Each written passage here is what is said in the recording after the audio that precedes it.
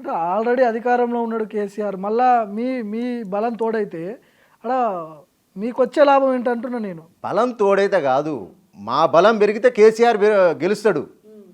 ఎట్లా అడగబోయింది మరి. ఎట్లా? అదే మా బలం పెరిగితే ఆటోమేటిక్ కేసీఆర్ గెలుస్తాడు. మాకు ఏ నియోజకవర్గం పోయినా 5-10 వేల ఓట్ల కన్నా మించమనేది మాకు రిపోర్ట్ వచ్చేసి, మొన్న కూడా అదే జరిగింది. అంతే జరిగింది. మీకు రిజల్ట్ చూసినా అంతే ఉంది కదా. ఆ 5-10 వేల ఓట్లతోటి ఈ దళిత ఓటు బ్యాంకు, నిరుద్యోగుల ఓటు బ్యాంకు చీలిపోయినప్పుడు ఆటోమేటిక్గా కేసీఆర్ గెలిచే అవకాశం ఉన్నది. అందుకే మేము కేసీఆర్ వదిలిన బాణం అంటున్నాం. ఇవాళ నువ్వు ఈ చీకటి ఒప్పందం తొలగిపోయిన తర్వాత మీరు పార్టీలో నుంచి బయటకు వచ్చారు కాబట్టి ఇప్పుడు మాట్లాడుతున్నారు. లేదు, నేను ఇప్పుడు ఇందాక మీరు స్టార్టింగ్లో అడిగిరా క్వశ్చన్ మీరు, నేను పార్టీల నుంచి బయటకు వచ్చి ఇన్ని రోజులైనా కూడా ఆయన బహుజన ఐడియాలజీలో పనిచేసిండు, బహుజన నాయకుడిగా ఉన్నాడు. నాకు అన్యాయం జరిగినా కూడా నేను చెప్తున్నా కదా మీ ఛానల్ మీ ఛానల్ ద్వారా, నాకు అన్యాయం జరిగినా కూడా సరే, ఆయన ఒక బహుజన నాయకుడిగా బహుజనులు ఉద్ధరించడానికి వచ్చిన అవతార పురుషుడు కాబట్టి కొంతమందికి నష్టం జరిగినా ఎక్కువ మందికి లాభం జరుగుతుంది అనుకున్నా.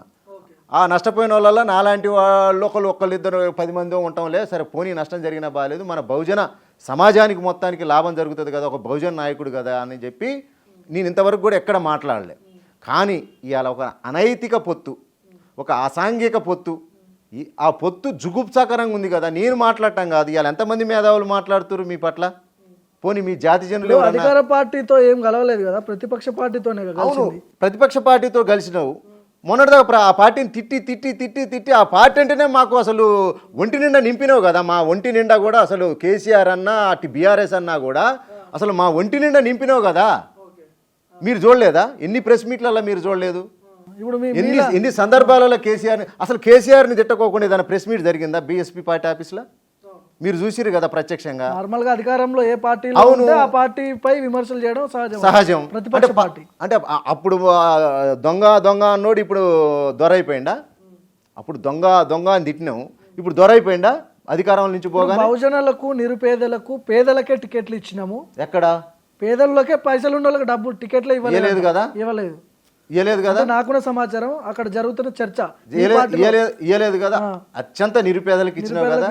ఇవాళ టికెట్లు ఇచ్చిన వాళ్ళన్నీ ఆస్తుల చిట్ట అఫిడవిట్లు ఉంటాయి. ఇప్పుడు అఫిడవిట్లు ఉంటాయి వాళ్ళ ఆస్తుల చిట్ట. మీరు చెప్పారు కదా అత్యంత నిరుపేదలకు ఇచ్చారు కదా, వాళ్ళ ఆస్తుల చిట్ట, వాళ్ళ బ్యాక్గ్రౌండ్, వాళ్ళ ఎడ్యుకేషన్ ఇప్పుడు ఒక ప్రొఫైల్ చూడాలి కదా ఒక క్యాండిడేట్కి ఇచ్చేటప్పుడు. ఈ క్యాండిడేట్ గతం ఏంది, ఇప్పుడు ఏంది, గతంలో ఈయన ఏం చేసింది అనేది కూడా చూడాలి కదా. ఏది కాంశీరామ్ గారి సిద్ధాంతం ప్రకారం, బహుజన సమాజ్ పార్టీ సిద్ధాంతం ప్రకారం వాళ్ళ అఫిడవిట్లు దిద్దాం. ఇప్పుడు వాళ్ళ అఫిడవిట్లు దిద్దాం, వాళ్ళ బ్యాక్గ్రౌండ్ దిద్దాం, వాళ్ళు గతంలో ఏం పని చేసిరో కూడా దిద్దాం. తీసి ఇదే మీ ఛానల్లో ఒక 2-3 గంటలు చర్చ పెడదాం. మీకు అర్థమైతే అత్యంత నిరుపేదలకు ఎవరికి ఇచ్చారు, అసలు డబ్బులు లేకోకుండా డబ్బులు తీసుకోకుండా ఎవరికి ఇచ్చారు, మొత్తం తెలిపోద్ది. అక్కడ డబ్బులు తీసుకొని టికెట్లు ఇచ్చారు, బరాబర్ ఇచ్చిండు. బీఎస్పీలో అలాంటి సిద్ధాంతాలు అవన్నీ ఉండవేమో. అదే కదా. ఇప్పుడు సమాజ్ పార్టీ ఇప్పుడు నా ఒక్కనికి అన్యాయం జరగలే, రాష్ట్రం మొత్తం కూడా చాలా మందికి అన్యాయం జరిగింది. నా ఒక్కని కోసం కాదు, పాపం వాళ్ళు భయపడి బయటకు రావట్లేదు. ఎందుకంటే ఈయన ఎమ్మటి AK-47లు, పెద్ద పెద్ద తుపాకులు ఇవన్నీ పట్టుకొని తిరుగుతున్నారు కదా, వాళ్ళని చూసి భయపడిపోతున్నారు. ఇంకోటి ఏంటంటే ఏమనంటే అట్రాసిటీ కేసులు పెడదామని బెదిరిస్తున్నారు. ఇప్పుడు మీరు ప్రత్యక్షంగా చూసిరు కదా, ఎన్ని ఫోన్ కాల్స్ వచ్చినాయో చూసినావు కదా. ఎవరో తమ్ముడు గణేష్ నాయక్ అని ఎన్నిసార్లు చేసిండో మీరు చూసిరు కదా. ఎందుకోసం ఇట్లా మాట్లాడుతున్నందుకు అంతే. వాళ్ళు కొంతమందిని తయారు చేసిండు ఇట్లా, ఎవరైనా వ్యతిరేకంగా మాట్లాడితే వాళ్ళని ఇష్టం వచ్చినట్టు మాట్లాడటం, అవసరమైతే వాళ్ళంతటా వాళ్ళే చేసి దాడులు చేసి కేసులు పెట్టి అట్రాసిటీ కేసులు పెట్టడం, ఇదంతా ఒక ట్రైనింగ్ తయారైపోయింది సిస్టంలో. ఇప్పుడు నిన్న కొండా సురేఖ గారు ఉన్న వాస్తవమే చెప్పారు, ఆమె మీద ఈరోజు దాడి జరిగింది, వరంగల్లో దాడి జరిగింది ఈరోజు. అంటే నీకు వ్యతిరేకంగా ఎవరు మాట్లాడొద్దు.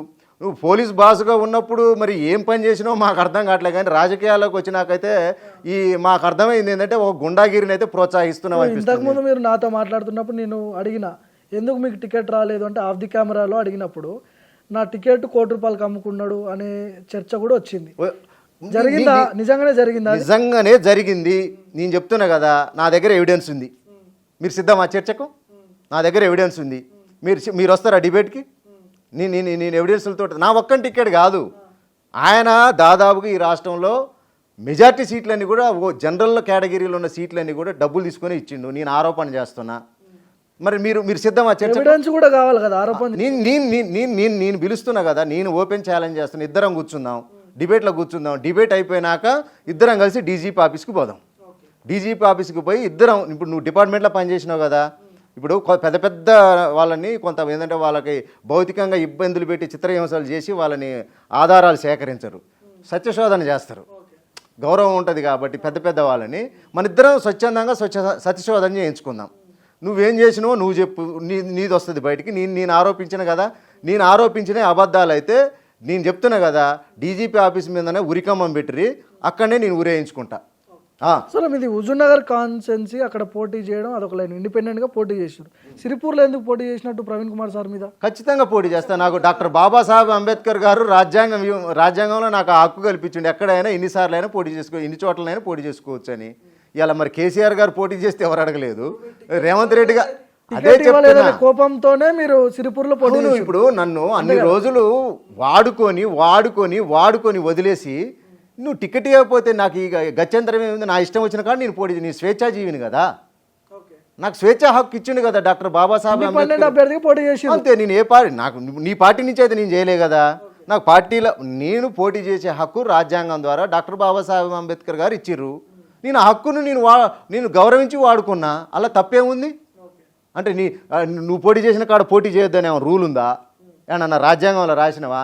లేకుంటే బ్లాక్ ఏమన్నా గుండాగిరి ఉందా? నువ్వు పోటీ చేయొద్దని చెప్పడానికి ఏమన్నా దాదాగిరి ఉందా? నువ్వు ఇక్కడ పోటీ చేయొద్దని చెప్పడానికి ఏమన్నా ఉందా రూల్? ఏమన్నా చెప్పు, మీరు చెప్పండి. మీరు కూడా విశ్లేషకులే కదా, చేయొద్దని ఏమన్నా చట్టంలో ఉందా, రాజ్యాంగంలో ఉందా? నాకు స్వేచ్ఛ హక్కు కల్పించిండు డాక్టర్ బాబాసాహెబ్ అంబేద్కర్ గారు, నా ఇష్టం వచ్చిన కాడ పోటీ చేసుకో.